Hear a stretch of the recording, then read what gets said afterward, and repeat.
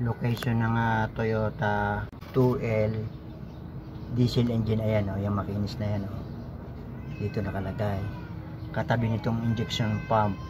So para mas maluwag, tatanggalin itong